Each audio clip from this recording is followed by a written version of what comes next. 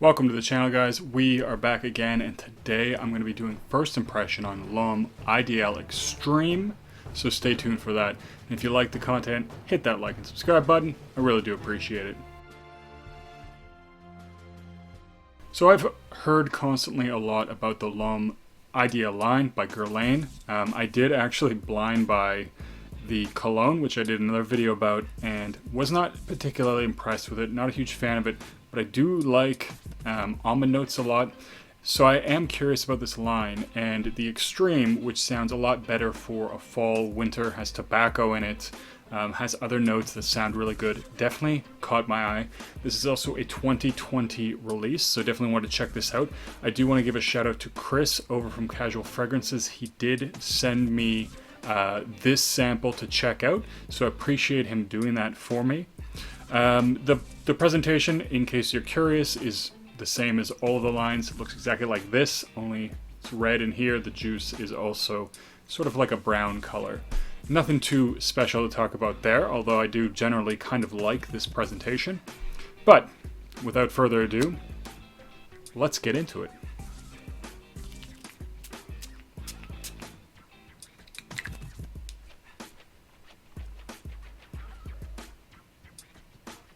So right off the bat, I actually get two things. I get the tobacco quite a bit, which is nice. It's strong. It's more like a bit of almost rugged. It's more like a. It's definitely more like a pipe tobacco.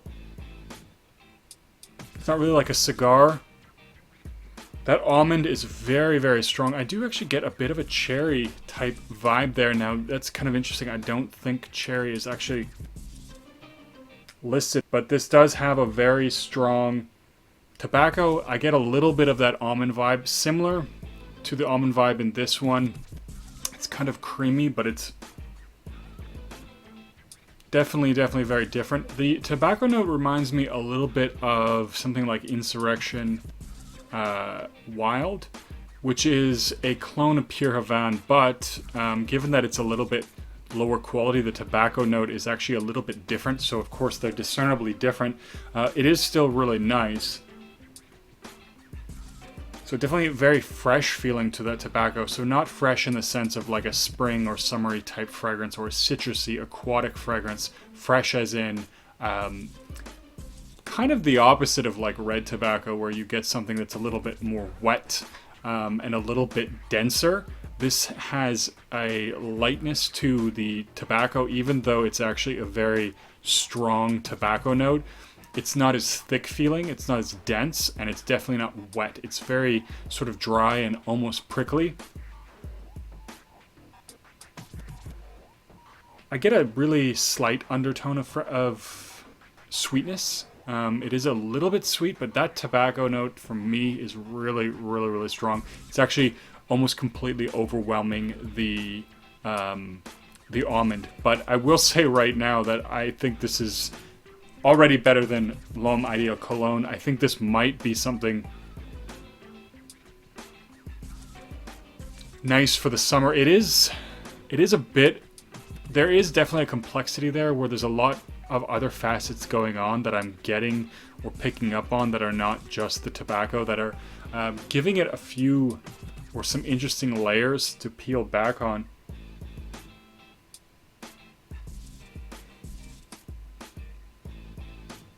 I definitely get a bit of creaminess from that almond. It's actually not as pronounced in this as this one is.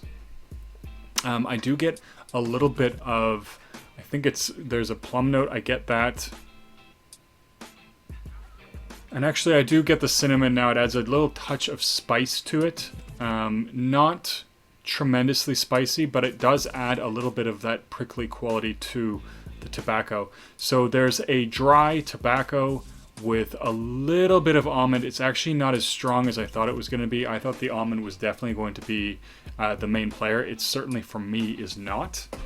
It has an almost herbal feel to it. Not quite herbal, not quite medicinal, but it does definitely have a little bit of that vibe that I sometimes get from the Insurrection Wild, I guess, which is a little bit of a Cherry Vicks kind of vibe. But I'm going to actually give that a few minutes. I'm going to let that sit, and I'm going to come back to it, see if it's changed a little bit. Okay, so returning to this fragrance after a couple of minutes, about, 5 minutes, this has changed a little bit, although at least for the point so far, it is a little bit linear. I do pick up a little bit of leather. It's not very strong. It's quite subtle. The tobacco is still very, very present in this fragrance. It is a tobacco-dominant fragrance to my nose. Don't get a ton of that almond. I am really, really surprised. I was expecting a little bit more creaminess, a little bit more almond. It is a little nutty, which is nice, but definitely not the almond feel that I was expecting to get from this one. And certainly based on what other people have said, not very almondy at all. Very tobacco-y, a little bit of sweet, a little bit of that sharpness that comes off a little bit like cherry, as I was mentioning, a little bit of that sort of Vicks feel, but it is overall a pretty nice fragrance. I do like this definitely much better than this one. I want to give this one a couple wearings and maybe do a full review, see how this one changes over time. It is very strong, I can tell you that right now, so it does have what I would consider to be good projection, at least right off the bat. I don't have an immediate impression of how long that will last, but based on how this one is going, I would definitely say it does have longevity. And actually, thinking about it more, what I'm smelling, that sort of what it reminds me of actually a little bit is the leather note. I think comes off to me a little bit sour, and so I got this also with Paco Rabanne 1 Million Intense, which I actually found that to be an interesting fragrance. I think it was discontinued, but I think the one thing that I found interesting about it is that it did have a leather note to me, which was actually kind of sour. So it came off kind of like a sour candy. And this has a very similar sort of sour leather combined with that very, very strong tobacco. There is a touch of sweetness in there. Like I said, I get a little bit of nuttiness from the almond, but I would say almost this is exclusively dominated to me right now by this sort of sour tobacco vibe. Anyways, this one does seem like it would be interesting for the colder weather. Definitely not one I would wear now. It's just definitely too warm out. This is somewhat thick. Even though it is not a really, really dense tobacco smell, it is a very full fragrance, and I think that this might be a good one for those occasions, definitely when you're going outside, because like I said, it does seem pretty strong so far. Anyways, guys, I will say also, well, I'll also say, actually, I've noticed this one can be found on discounters already. It's not super discounted. It's not like $30 fragrance, which would be great, but it is available on discounters if you can find it. So if you do want to pick it up, I would say try and hunt for a deal. But as always, best to try it first.